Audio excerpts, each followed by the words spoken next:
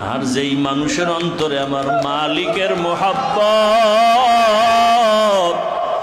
ওই বান্দা হাঁটতে চলতে সবসময় আমার মাওলাকে তালাশ করে।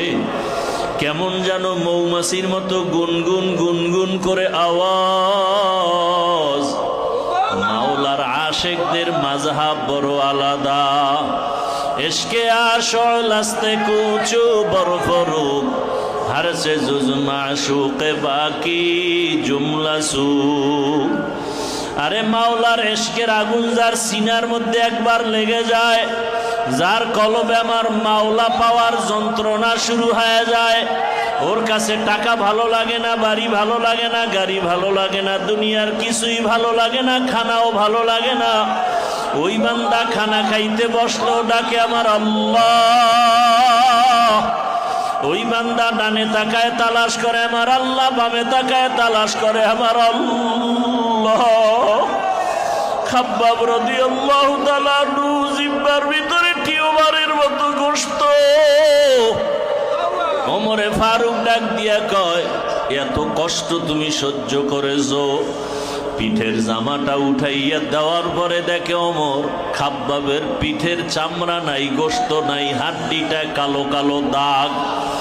ওমরে ফারুক রাদিয়াল্লাহু তাআলা আনহু জিজ্ঞাসা করে, খাব্বাব কতদিন পর্যন্ত তুমি কুষ্ঠ রোগে ভুগতেছিলা? খাব্বাব বলে, আল্লাহর জাতের কসম আমার কোনোদিন কুষ্ঠ রোগ হয় নাই। আমার কওমের দুশমনেরা, ইসলামের দুশমনেরা আমি কালেমা পড়ার অপরাধের কারণে, আমার মাওলাকে আমার আপন বানাবার অপরাধের কারণে আমার কওমের লোকেরা আগুনের কয়লা সাজাইয়া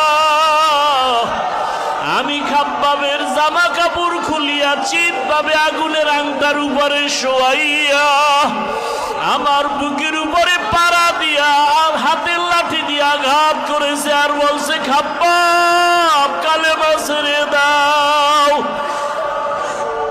ওই আগুনের কয়লায় আমার চামড়াগুলো পুড়তেছিল, আমি নিজের কানে আওয়াজ শুনতেছি। আমার গোশতগুলো পুড়ে যায়, আমার চামড়াগুলো পুড়ে যায়। আমি তখন আসমানের দিকে তাকায় বলছি, হে মালিক,